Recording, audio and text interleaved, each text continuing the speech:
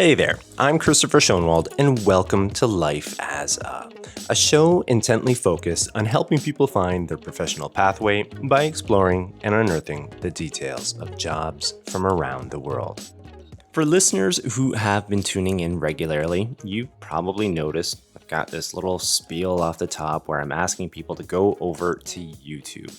I have a channel over there, Life as a ...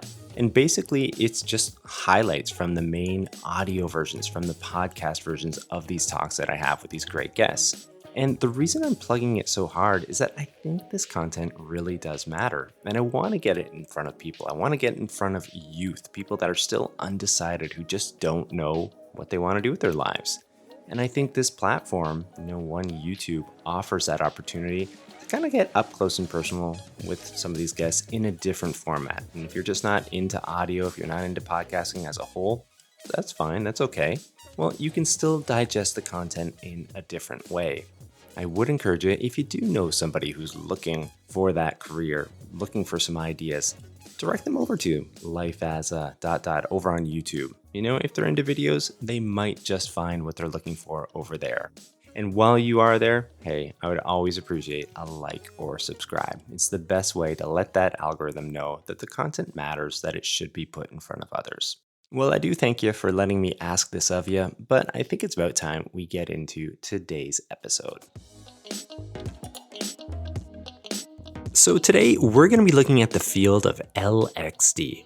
Any idea what that is? Yeah, don't worry about it. We're going to be breaking it down real quick. But just to give you a spoiler alert here, LXD is referring to Learning Experience Designer. And this is somebody who's keyed in on the learning experience a person might go on when they're interacting with a new product or service. And we have this great guest. Her name is Dr. Sonia Tiwari. She's at the top of her game within this field. And she breaks down what this profession is all about. She gives us a little bit more insight than what I just provided. And then also we get into, some of the challenges of the work, some of the rewards. She even shares a couple of real world project examples that she's been part of. And we even get a look at how AI is flipping this industry around and where it could be going. So this conversation is one that you're not going to want to miss. There's so much insight contained within it that I think you're really going to like it. Well, I do want to get into it all with you. So why don't we? Let me more formally introduce her to you and we can get started. Dr. Sonia Tiwari is a learning experience designer who helps create children's educational products based on qualitative research as a consultant and educator. She is a PhD in learning, design, and technology and has been invited as a speaker, guest lecturer, and adjunct professor at universities such as Penn State, California College of the Arts, and Carnegie Mellon University. Now, she also consults with education companies on how to design research-informed products for children, toys, games, DIY kits, AR, VR experiences, and other emerging formats. Her current research explores the future of virtual influencers in children's educational media. So, with all of this noted, here's my conversation with Dr. Sonia Tiwari. Yeah, so welcome to the program. How are you doing today?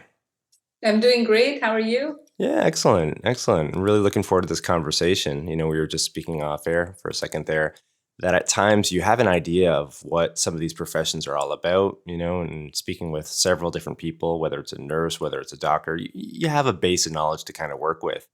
But what I'm really interested with this conversation is LXD. It's a topic that, quite honestly, I don't know a lot about, and I don't think listeners have a base of knowledge for. So yeah, like I said, I'm really excited to get into this with you today. With that in mind, I do have this first segment lined up. It's something called Coloring Wikipedia. As my listeners know, it's a segment where I just read off a definition related to what the guest does. Now, I will be honest here, I couldn't find anything for Learning Experience Designer, LXD, on Wikipedia. So I did have to do a bit of internet sleuthing, and I did find something from a source called My Learning World online. So let me just read that off for you, and then maybe you can comment. Does that sound okay? Yeah, sure. All right, so here we go. Learning Experience Designer. A learning experience designer, LXD, is a professional who is responsible for creating engaging and compelling learning experiences used in schools and corporate training alike.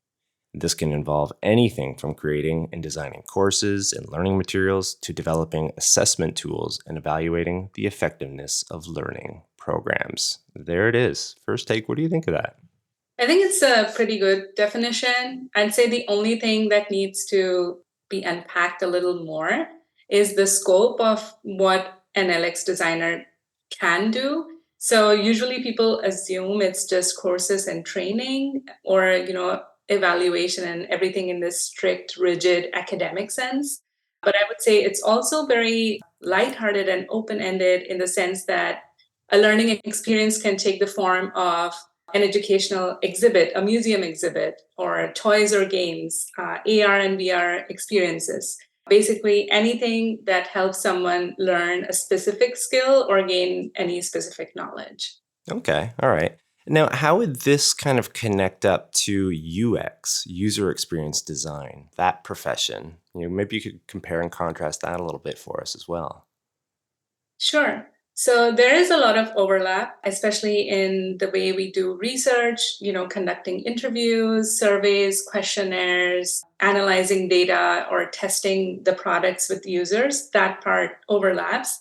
Mm-hmm. The difference is in the perspective. UX designers are typically just checking for usability issues, and LX designers are focusing on the learning. How well did someone learn from having used this product or service? And UX researchers and designers would use theories from human computer interaction field, mostly like activity theory, distributed cognition, usability heuristics, etc., with the goal that figure out the most intuitive and easy steps that a user can take to achieve something, like checking your messages or setting up an alarm. What are the different steps that you'll take to do those? Whereas learning experience designers take on the education lenses, like theory of behaviorism, constructionism, all of that, or socio-emotional learning, and really focusing on the takeaway in context of learning. So, and there are also some theoretical borrowing and sharing from the same knowledge base. For example, design thinking is used in UX, it's used in LX, it's also used in engineering, in even visual design. So I think it's both are very interdisciplinary fields. So they do have some shared vocabulary and then their own unique flavor. No, thank you for that. I think that helps clear things up. I was fortunate enough to have a user experience designer on the program a few months back. And it was interesting to hear, certainly, of what that guest does. But I think it was helpful the way you broke it down as well to kind of compare and contrast that, because it opens up a whole different world. If you're interested in that type of work, well, there are several different types of disciplines within that world itself, whether it's LX or UX. So, yeah, thank you for that. I know we are going to get into your history a little bit, in terms of what pulled you in there. But before we do that, and to add some additional clarity, perhaps, to the work that you do, I do have this segment here, A Day in the Life. And maybe, in the most general sense, you kind of fill listeners in on what that's all about, like what types of jobs, what types of duties, responsibilities you might have. Right. So again, because LX design is very broad, I'm not like a good representative of the full field, but I'll share like a day in my life. I divide my week into 4 parts, which is research, teaching, outreach, and then upskilling. I devote like the biggest chunk, 3 days a week, to focus on my research, where I am collecting data, analyzing it, designing some educational products in collaboration with K-12 teachers typically, because I focus on K-12 education. But then sometimes I have collaboration with higher education or companies, and they'll come up with a challenge that they are having, the learners are having, and then I help co-design the solutions. Sorry to interrupt there. Could you give like an example? What would be a problem? Yeah, so there was one, a microbiology course right before the pandemic. The professor used to teach the microbial history of the earth. And he would place the different events on different walls of the classroom. So it was like a very in-person kind of experience. And then after the pandemic, he wanted to kind of like recreate that experience online, which is difficult because, you can go online and do some card sorting, but then that freedom of walking around the classroom, Yeah. comparing some of like the geological events of the time and then guessing that, this was, the earth was really hot at the time. What kind of microbial activities could have happened? And so it was really hard for him to kind of recreate that experience Mm. online. And so they approached me to kind of redesign this experience for remote learning. Mm. And then the second challenge was the same, like a simpler version of the same content was also being taught in the middle schools in the school district. Wow. So the same content for two different audience, and I had like limited time. So to figure out a way, that it doesn't turn out to be something too childish that the adult learners might get bored, and not too complex that, kids may find it too challenging. So I ended up designing a game in Unity, which worked in the browser. So it was very accessible. And it was called Microbe's Journey. And it was like a microbe character going through a journey of 5 billion years. And, he's doing different things in each year. And there was like a deck of cards that people could place in different sections of a timeline that kind of mimicked the classroom environment of like 4 walls and 4 timelines. So they were able to pick and place those cards along the timeline, which gave them that sense of, okay, this event happened first. I'm guessing this would be the next, intuitively, the next thing that should happen. Because if the geological events of the time, if the earth is too hot or too cold, it's very unlikely that any new organisms would be born, need a certain environment to live. And so they got these clues from what else was happening at the time. And then based on that, they had to guess the microbial events. So I was able to, translate the in-person event online. And by quick contrast, I'll give you another project example. It was a Montessori school who wanted to develop some kind of gamified experience. But the Montessori philosophy is that not introducing screens to kids in school. So they wanted it all offline. The first natural instinct for me was to think of a toy.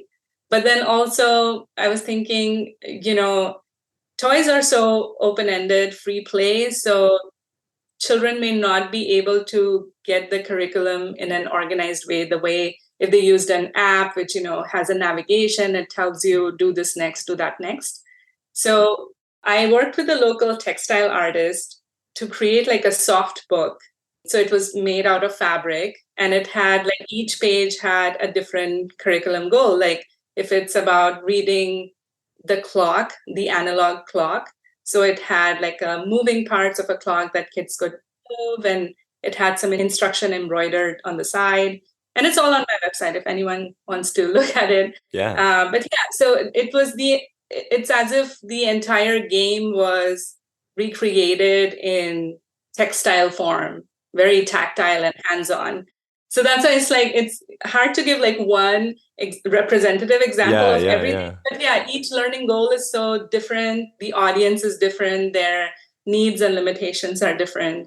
But it's Yeah. very exciting to think in context of the problem. Absolutely. I mean, it just screams out to me like a lot of creativity there. But also, too, what's interesting about it is you're coming from, a background within science and behaviorism and how people, interact with things and what's going to be the most effective way to present information to elicit responses or elicit, some sort of reaction in people. So it's this combination of one, like just a set of like creative ideas here, but then also, too, coming from the scientific background as well. And utilizing that and leveraging that to hopefully create some great outcomes. But those are really, really, yeah, like I said, fascinating. Yeah, thanks for sharing those. And I know I did interrupt you there in terms of a day in the life.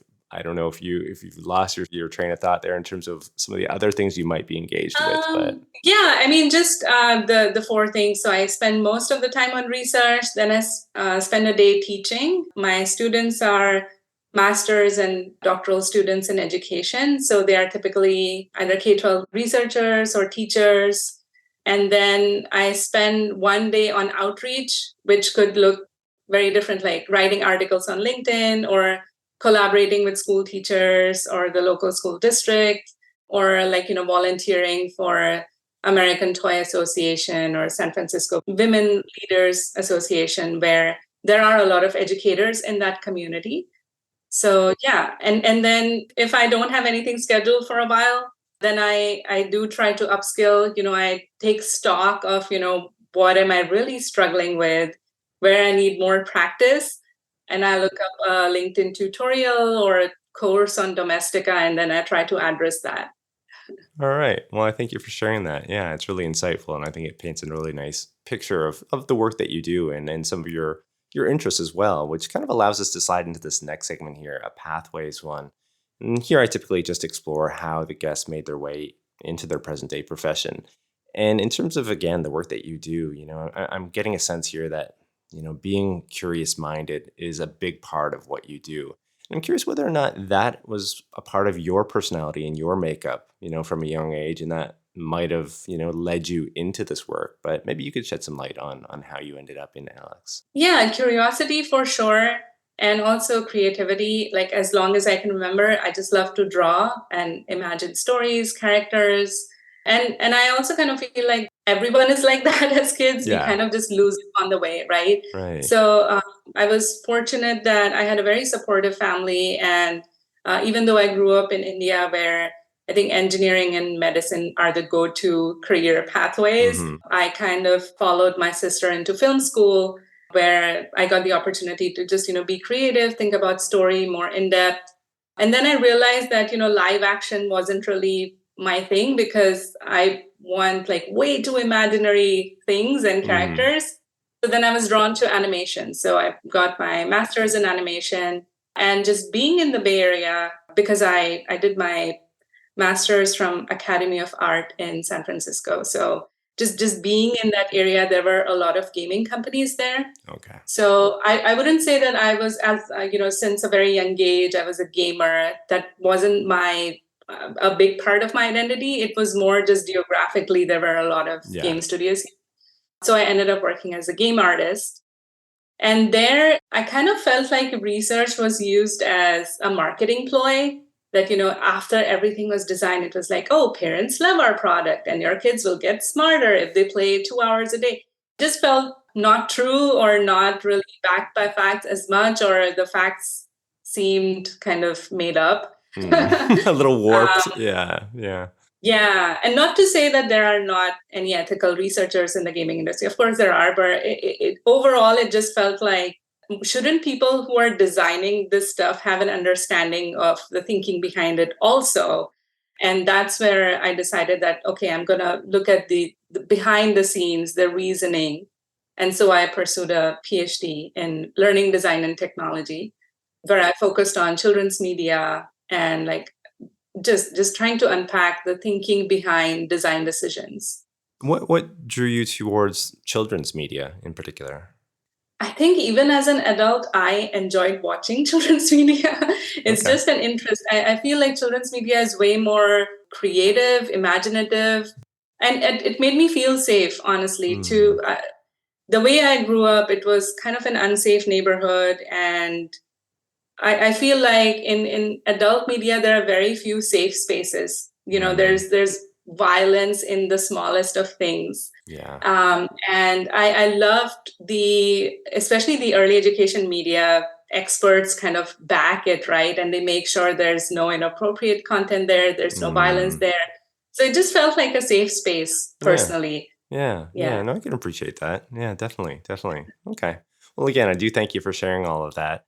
And maybe we could continue this discussion in another segment in Q&A discovery and kind of continue this back and forth.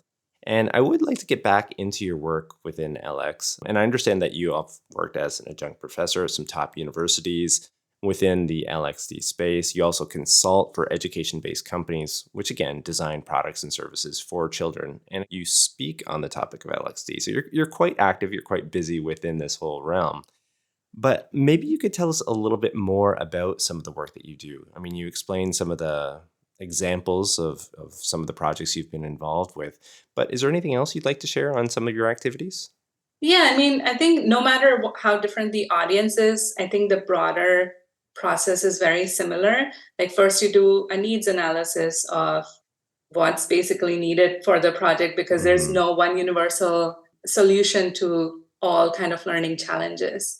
So really trying to understand who you're designing for, what do they exactly need, where are they struggling, and what might help them in the best possible way, testing out a few potential solutions, then picking the best one and developing it. So in terms of like as a professor, it's very straightforward. I design a course, I help design the LMS that students will be using, and it's very straightforward. In other cases where it's a museum exhibit or designing a science summer camp, it's more challenging in the sense that it's more hands-on activities. There's a big group of kids. There are multiple facilitators. So then providing them the training that, you're part of this team who will then help children as the end users learn something. So then there's like this pre-training involved. So yeah, it's very diverse, but yeah, overall, it's important to understand the context really thoroughly, then create a few prototypes of a few different options, potential solutions, test them out with a smaller group of people, and then launch it to the bigger audience.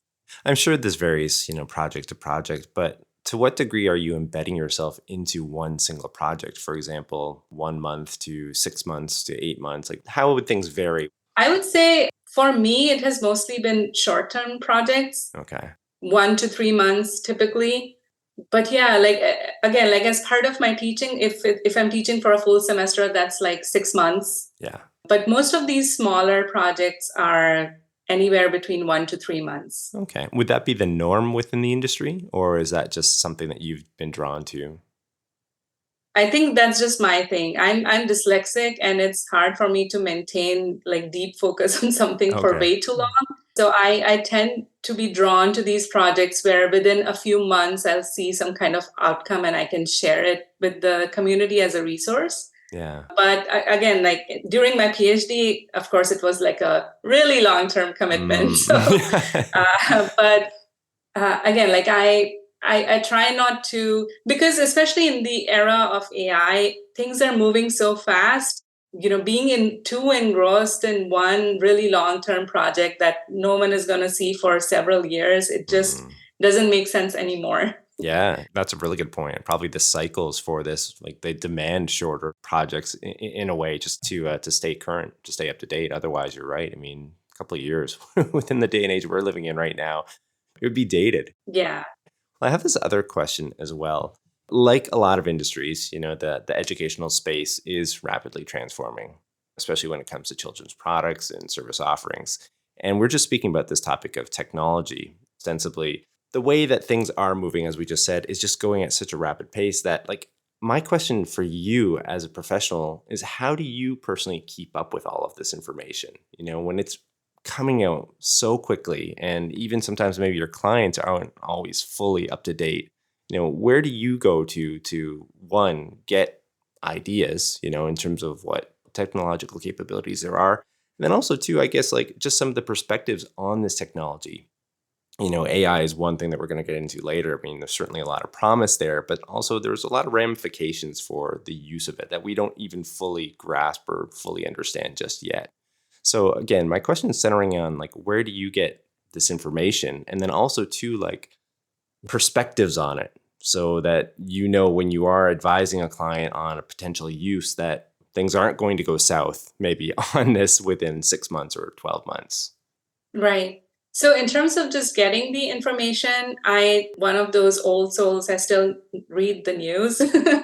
So I do keep up with like the new releases. I've set up Google alerts on education technology related keywords. So I do also get those alerts by email if there's like a new tool that's gaining a lot of popularity. I also follow a lot of EdTech kind of influencers on LinkedIn. So usually if I miss something, they bring it up to my radar. So that's how I get the information. And also reading academic journals, which have a shorter cycle, who publish within a few months. So it's more current. For academia, 3 months is sort of current. Right. So yeah, I read those. And then in terms of like working with clients and recommending tools, you're right that it is overwhelming. There's so much going on. Like a few months ago, it was just Chat GPT. Now there's like 1,000 variations of AI tools. So now I've learned to think in reverse. Instead of thinking, these are the latest tools, how do I use them? I look back at my process, reflect on it, and think, where am I struggling the most? And can AI solve that problem? And especially processes that involve mindless work, something that can be easily automated. That part I look for that, okay, is there a tool for this specific thing? For example, being dyslexic and in academic research where there's just way too much reading involved, Yeah. I was really looking for a tool that, I wish I could like talk to my PDFs, a PDF whisperer, Yeah. Yeah. because I knew I read this, I knew I made some notes, but it's so hard to go back and forth to summarize. What was that again? And so, when Google Bard launched that feature of being able to upload a document and then copy.ai and other tools, now there are several ways to communicate with a PDF document, including your notes. So that part I like. And then anywhere where AI is kind of trying to take over the deep thinking work, that's where I'm cautious that, sure, I can generate a few different outlines for a LinkedIn article and then, refine it, write the whole thing, and co-create with AI in that sense. But if I see myself or my clients, kind of completely relying on the meat of the work, the deep part of the work, outsourcing it to AI, that's problematic. So that's kind of my rubric of selecting the tool. Is it solving a problem? And then is it automating something mundane that does not require your own intellectual power? I got it. Yeah, that's really interesting to hear that. Really quickly, too, the point you just raised there in terms of some of the conversations you might have with clients relating to AI, are you at times encountering clients where they're wanting to go deeper into AI and wanting to outsource more of that information and let AI do the bulk of some of the tasks? Are you having to have these conversations? Well, hold on a For second. sure, it is happening. I mean, there's like an AI in education community, especially AI tutoring is big. And, some people assume that they're going to replace teachers, but then, I have to go back to this conversation that, no one can replace an actual teacher. AI can, again, what is a teacher's mundane list of tasks? If there's a quiz that has a very straightforward rubric and you need to grade it, sure, let the AI do it. Or it's like taking attendance or taking notes, recording notes, transcribing notes. Those are the kind of things that, sure, help the teacher out so that she has her time free for helping students who need it rather than, getting sucked in the systematic problems. So that's the kind of back and forth I have to constantly have that, no one is going to pay for a subscription if you say that, oh, you don't need any human, just here, let this AI chatbot educate your kids.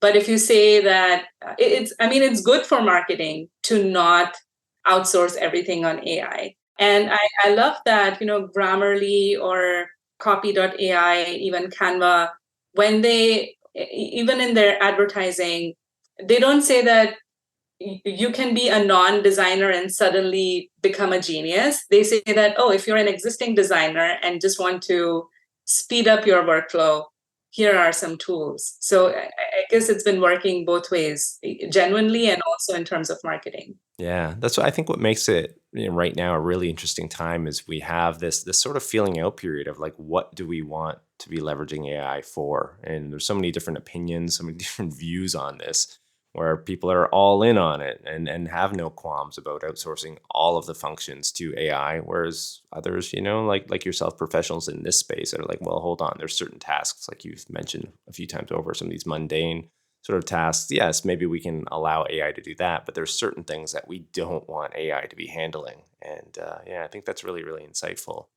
I have this other question here, and this is kind of returning to you in the work that you do. I can see, like, from this point in our conversation, how fulfilling it could be on several different levels. But I think it'd still be interesting all the same to hear it from you. Like, what value are you deriving from the work that you're involved within? I think it's very lucky to be in a position where you see the outcomes up close. For example, a UX designer who was part of like a 300-person team launched a product, and then later on the marketing team will receive the results from surveys or feedback. That person on an individual level doesn't get to see the impact. Yeah. And it's also hard to measure that, what was my specific role in it, because it was a big team. So in working as a consultant or as a one-on-one mentor educator, is just I feel very grateful that I get to see the outcome. I get the direct thank you notes, or even just seeing that a child was not able to do a certain thing before, and then after using a product or playing a game or something, they now can. And it's a very fulfilling feeling. And there was this quote by Frederick Douglass. So Frederick Douglass said that it's easier to build strong children than fix broken men. And I always just revert to this thing, because even reflecting on my own childhood, going to a very Orthodox girls' convent school, living in kind of a unsafe neighborhood, I just felt like so much of that has impacted in both good and bad ways the person who I am today. And I'm sure that's true for everyone, right? Our childhood has such a big impact on who we turn out to be later on. And so that is what draws me to the field, that, young children and then seniors, they are our vulnerable population.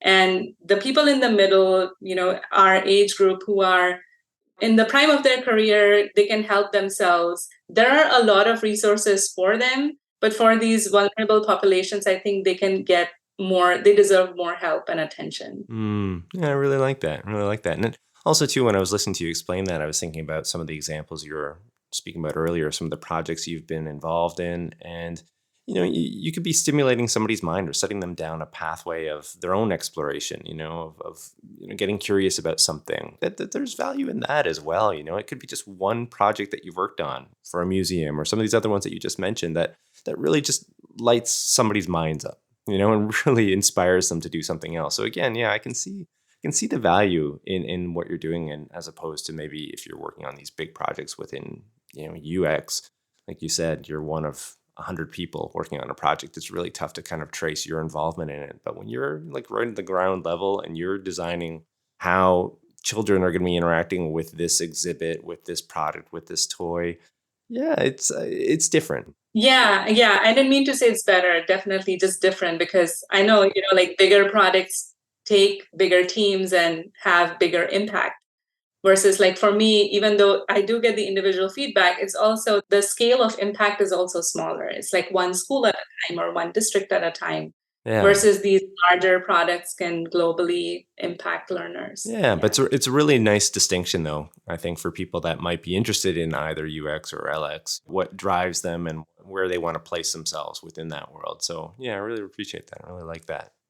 Well, I do have this other segment here, a water cooler story segment. And here I just ask guests to indulge listeners with a story related to their work. So I'm really interested to hear what you have for us today.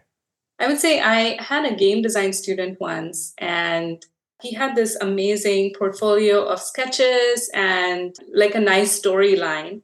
And because he wasn't from education background, he didn't realize that the story had so much like potential for being like a self-help type of game.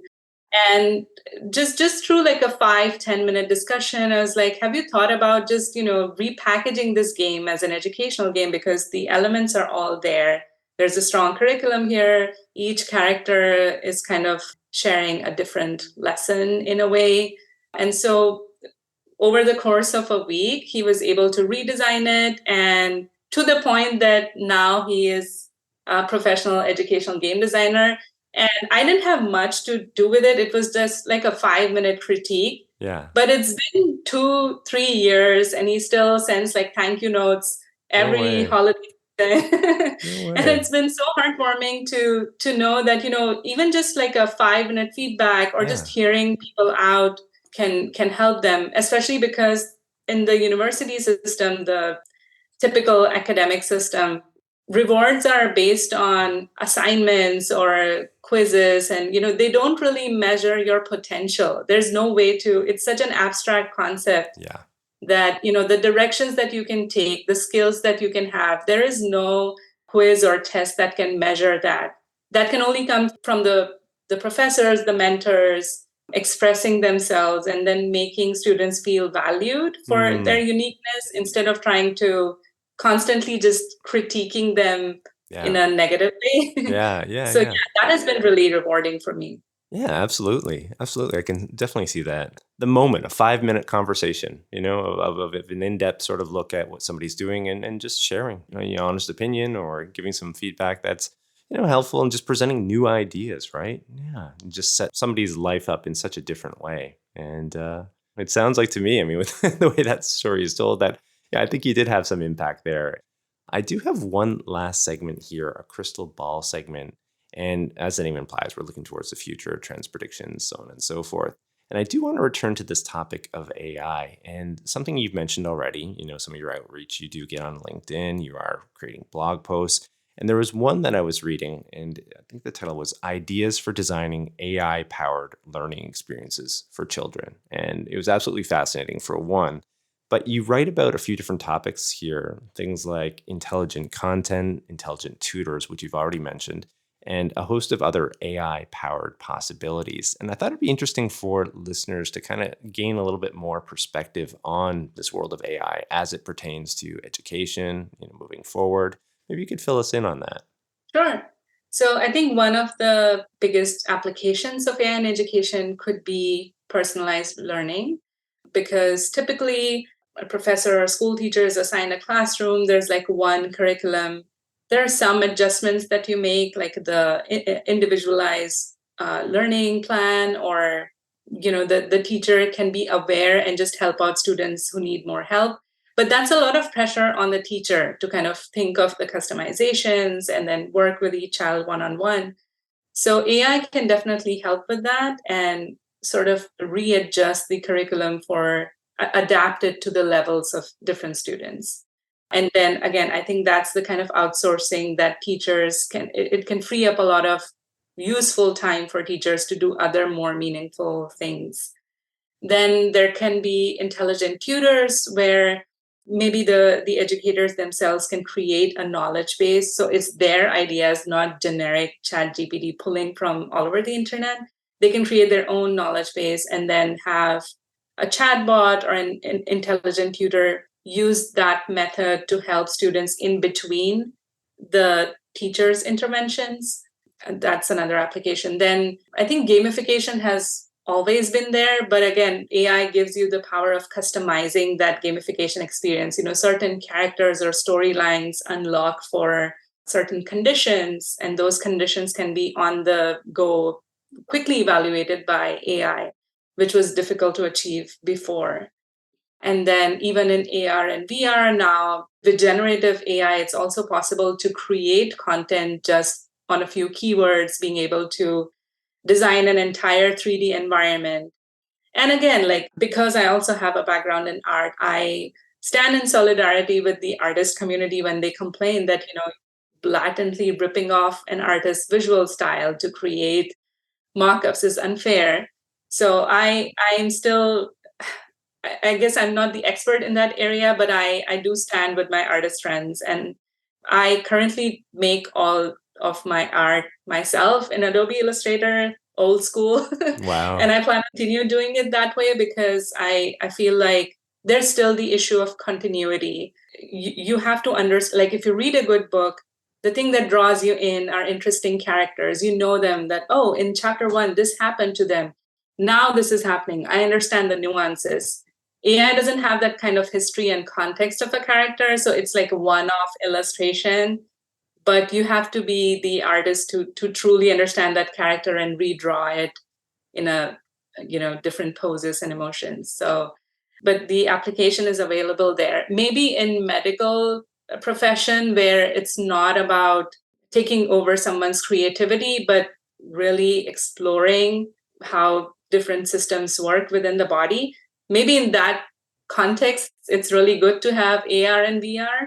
I don't have a specific use case in mind, but I do know that in healthcare, AI has helped in terms of visualizing certain things.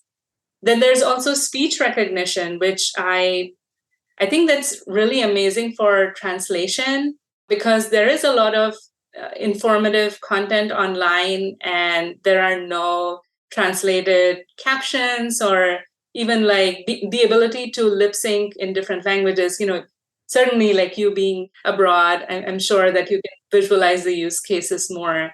So speech recognition, I think it's a good, but again, the caution here is just literal translation versus translating with context. I'm not sure how much AI can do that, the full context. So I still feel like the people who are translators by profession and voiceover artists, they are still going to be there because I don't think AI can ever capture the depth of The full emotion context, and yeah. the cultural context.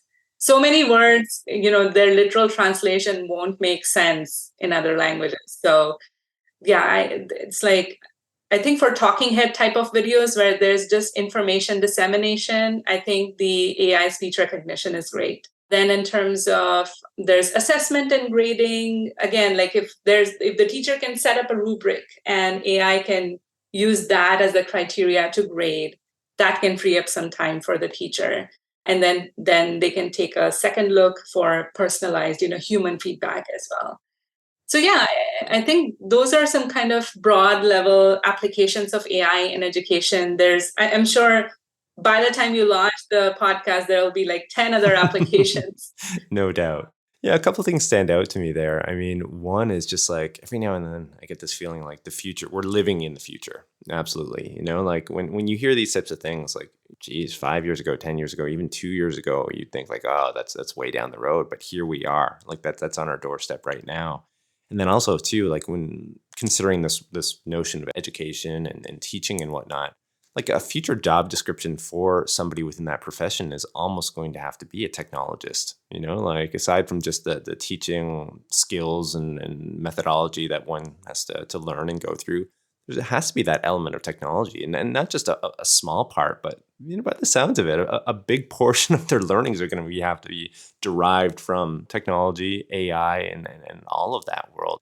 It's a sign of the times. I guess things are changing, but fascinating all the same.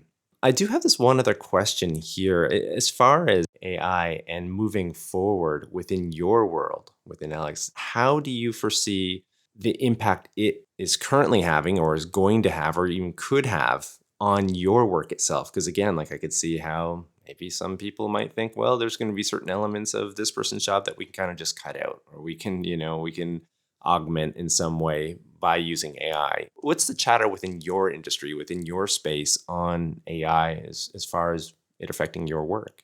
I think there's like anything, there's the good and the bad. The good thing is that now AI can be a co-creator. That's what I look at AI as. And you can try to create an ethical version of that collaboration. So like using your own original knowledge base or art to train the AI versus ripping off another artist could be one ethical use case. So in that sense, I kind of feel like a lot of LX designers have been able to speed up their workflows with the help of AI, especially outlining stuff, outlining articles, outlining larger articles, dissertation type of things, or if you're designing an app or a toy, then just in the brainstorming session, getting all the generic stereotypical ideas out of the way in an instant. So then you can choose from that, no, this sounds too basic. Maybe I can combine these ideas to make something unique. So that raw material to work with, that has definitely helped people in LX to speed up their workflow. Where it has been bad is that I kind of see researchers, especially LX researchers, writing complete manuscripts with AI, and it shows, but somehow it still gets published. Yeah. So that kind of like just overflowing of unnecessary, pointless content. And then also, there are people selling prompts on their websites or on LinkedIn. That is, I think, again, like a ripoff of the common public that, It's like if someone said, I'll sell you like 5 Google search terms. It's weird. Like it's designed to be so intuitive that you don't need to be a prompt engineer. It's like it's not a profession. So looking into the crystal ball, I can't predict what jobs might exist, but I can be sure that prompt engineering is not going to be It's a not going to be one job, of them. because it's designed to be intuitive, that it's not a job. That's the Yeah. whole goal, that you don't have to be some kind of engineer to get use out of these tools. Mm-hmm. So there's the good and bad of AI in education. Yeah, no, I appreciate you sharing that. It's been a really, really engaging conversation. I've really enjoyed it. I mean, from start to finish, it's been absolutely fascinating. And I can't thank you enough for, all of your insights and all the stories and everything else that you shared today. Thank you for inviting me. And I am a big fan of the website. I've learned so much about other careers that I had no idea about. So thank you for including me. Well, for those interested in learning more about Dr. Tiwari and her work, you can check her out at her portfolio website, soniatiwari.com, and also on LinkedIn. I mean, for reference, all this information, including links, will be included in the show notes. And also, hey, if you like today's show, please be sure to tell a friend and share. You can also rate, review, and subscribe wherever you access your podcasts. And then you can head on over to YouTube. We do have that channel I mentioned off the top, Life as a, where I have video highlights of the conversations that we have here in the audio version. And finally, don't forget to join us on the next episode of Life as a, where we'll continue to explore and unearth the details of professions and the people behind them. I'm your host, Christopher Schoenwald. Until next time, stay curious about life and living.